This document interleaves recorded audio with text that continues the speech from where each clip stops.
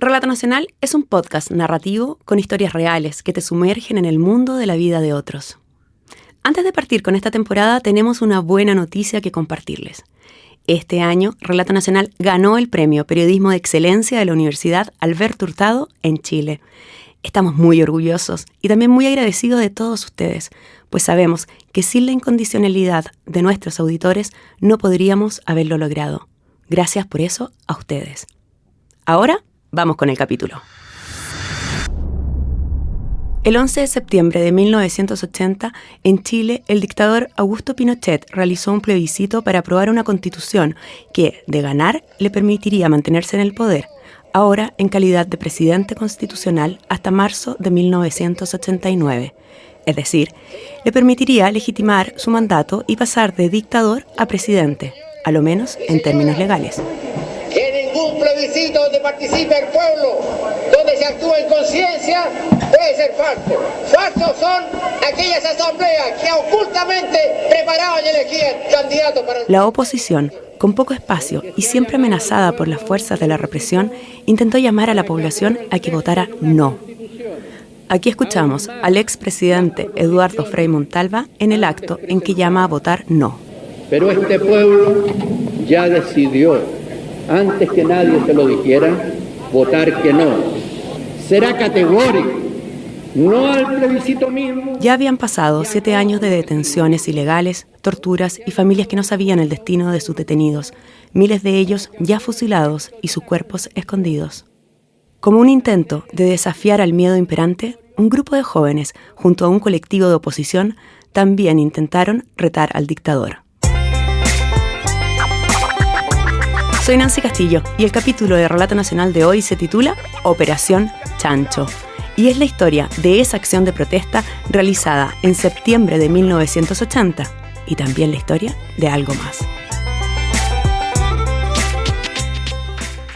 Yo les puedo decir fehacientemente, como periodista que soy, que ese día un grupo de jóvenes dejó en el Paseo Humá, en pleno centro de Santiago, un cerdo disfrazado de jefe de Estado, o sea, de general Augusto Pinochet, para protestar y para apoyar la alternativa no en el plebiscito de la Constitución del 80. Eso fue así. Un cerdo, un marrano, un chancho en pleno centro de la ciudad de Santiago y a 2 cuadras del Palacio de Gobierno, La Moneda, la que aún estaba siendo restaurada tras el bombardeo de que fue objeto para el golpe de Estado de 1973. En 1980, en Chile se respiraba el miedo, y más aún en los días previos a ese plebiscito. Cristian Arismendi, estudiante de periodismo en la Universidad de Chile en ese entonces y quien participó en la Operación Chancho, así recuerda el ambiente de esos días. El país estaba dominado por el miedo,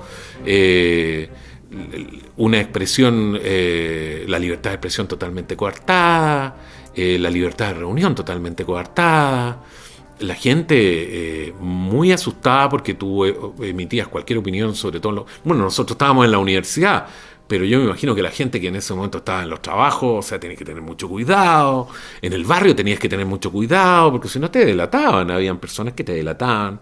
Y se vivía una época oscura, sí. O sea, peligrosa, ¿ya? El operativo de la Operación Chancho estaba compuesto por varios jóvenes estudiantes. Aquí escuchamos a otros 2 que participaron de la protesta.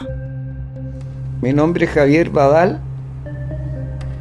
Yo el año 80 estaba en la Universidad de Chile, estaba en sociología, entré a sociología al pedagógico el 79 y el año 80 ya estaba en otro local, en el centro, porque trasladaron la mayoría de las facultades de humanidades, las dispersaron, se nos metieron en cualquier lado. Mi nombre es Juan Pardo Escames y el año 80 también éramos compañeros de curso con Javier. Estábamos efectivamente estudiando ahí en el centro, después de haber sido expulsados del pedagógico por disturbios, básicamente. Sí. Bueno, Santiago en el año 80 era una situación dura, obviamente, como cualquier dictadura. Estaba fuerte, mucha represión. estaba, digamos, no sé si en su máxima dimensión, porque siempre estas bestias estuvieron en su máxima dimensión de represión. Y bueno, en la universidad no escapaba de eso.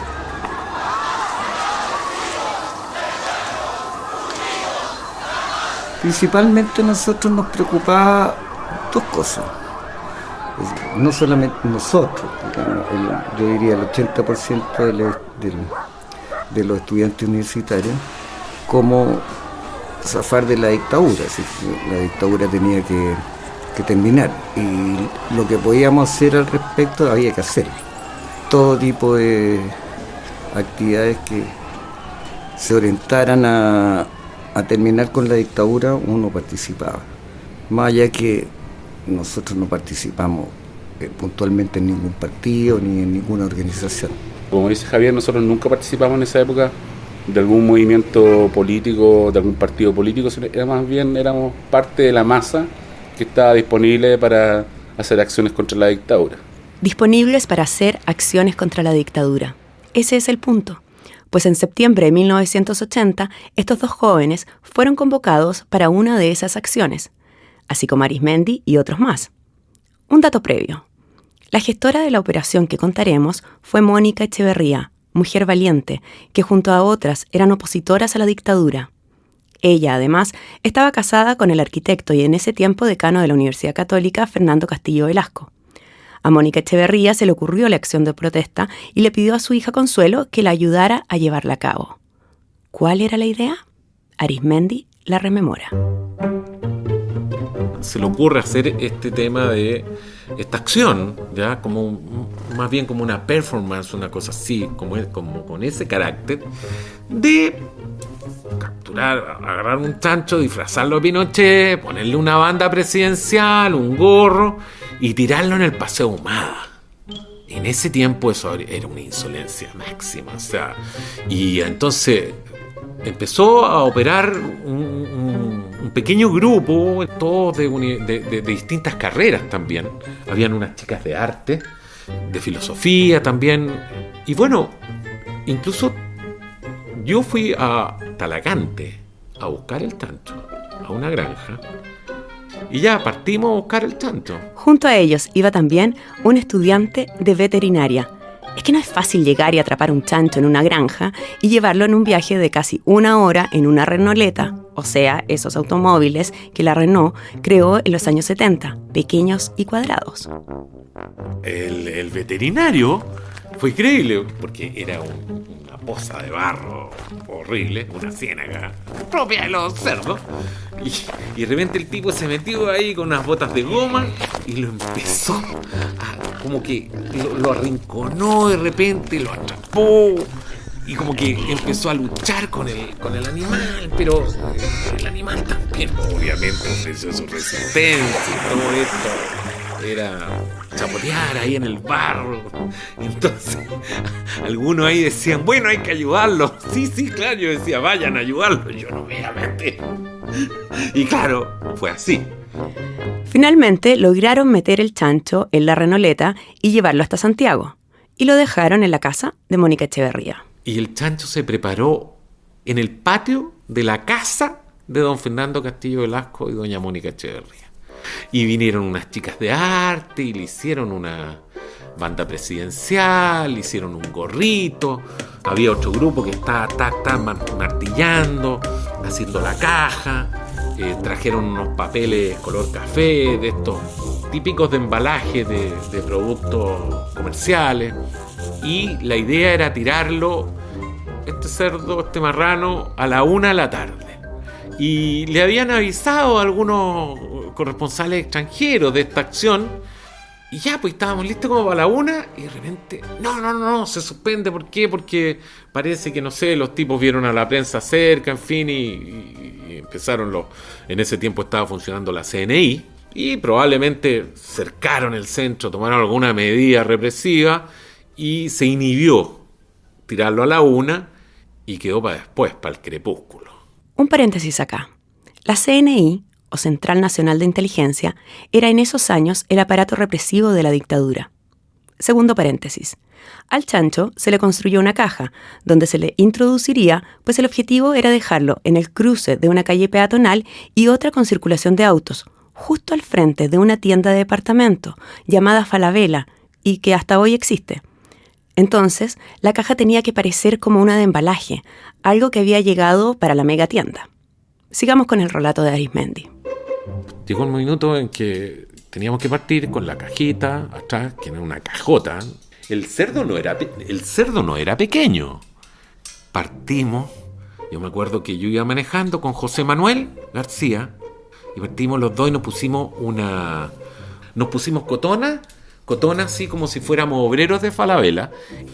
Y la idea era bajar por Moneda ya y llegar a la esquina con Ahumada, parar ahí donde había un Falabella, detener el vehículo, levantar la tapa de atrás y bajar, nosotros con cotona de trabajadores, bajar esta gran caja, ahí dejarla como si fuéramos unos trabajadores de Falabella.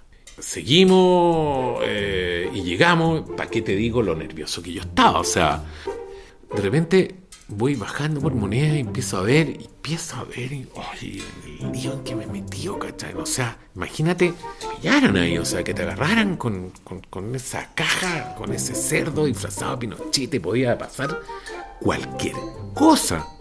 Y paramos en la esquina, me bajo, abro la tapa, así, medio tiritón, así, ya ok, y miro para los lados. Yo me acuerdo claramente que nosotros estacionamos en el lado derecho de la calle Moneda, pasadito el semáforo, y por el lado izquierdo habían no una, dos radiopatrullas que había antes en el tiempo de la dictadura de la policía. Y bueno, y empezamos a bajar la caja. Y ahí en ese minuto la caja estaba pesada, ¿cachai? Y nosotros no sabíamos ya, no teníamos la práctica, estábamos muy nerviosos. Y en eso la caja ahí se me fue como un collera. Y ahí claramente siento que Juan Esteban, así, que era Juan Esteban Pardo, que era un tipo musculoso porque era montañista, me apoya con la caja. Y ya entre todos la bajamos con José Manuel, en fin, habían otros por ahí que yo no cachaba mucho, que estaban, porque yo estaba pendiente de bajar la caja y salir lo más rápido posible. La misión de Arismendi terminaba en ese minuto. Luego tenían que entrar los siguientes actores de esta acción de protesta: Javier Badal y Juan Pardo. Porque nuestra misión específica era esperar la caja con el chancho en el Paseo Ahumada con Moneda, en la esquina donde está Falabella, y básicamente nuestra tarea era bajar el cajón del auto y dejarlo instalado en esa esquina. Trasladamos desde la calle hasta esa esquina, que eran pocos metros, no sé, haber sido máximo unos 10 metros, y la dejamos y desaparecimos también.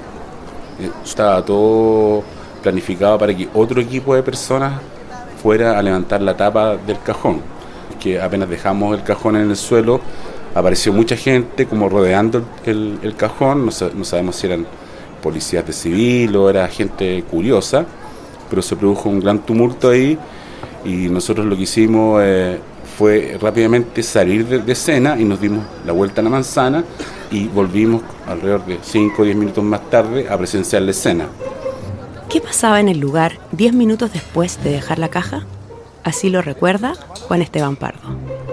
En ese minuto ya estaba obviamente todo acordonado, y a los pocos minutos apareció un vehículo de Fuerzas Especiales de Carabineros, donde se bajaron algunos personajes así como equipados para control de explosivos, y empezaron a murmurar y a ocultar el cajón para saber qué contenía, y había mucha gente encima. Yo diría no a más de 10-20 metros. Se produjo un gran tumulto. Y lo que recuerdo en un minuto es que de mucha tensión los pacos de a poco empezaron a sonreírse entre ellos, y como que se relajaron, todos se relajaron. En esa esquina había mucha gente, porque hay algo que hizo Mónica Echeverría que no habíamos contado. Se había corrido la voz entre las personas cercanas a Mónica, y ella misma había encargado de comunicar a los periodistas extranjeros que estaban cubriendo las jornadas previas al plebiscito. Incluso le anunció el lugar. Y por lo tanto había mucha expectación de qué iba a pasar con el chancho. Y por eso estaba mucha gente, mi papá entre ellos, observando qué iba a pasar, porque este era un espectáculo. Y lamentablemente muchos de esos que llegaron como espectadores fueron finalmente los más perjudicados. Fernando Badal llevaba varias horas esperando en esa esquina. A sus 89 años, Fernando recuerda así el momento en que la policía reaccionaba frente al cajón. Llegó la brigada explosiva, pero no...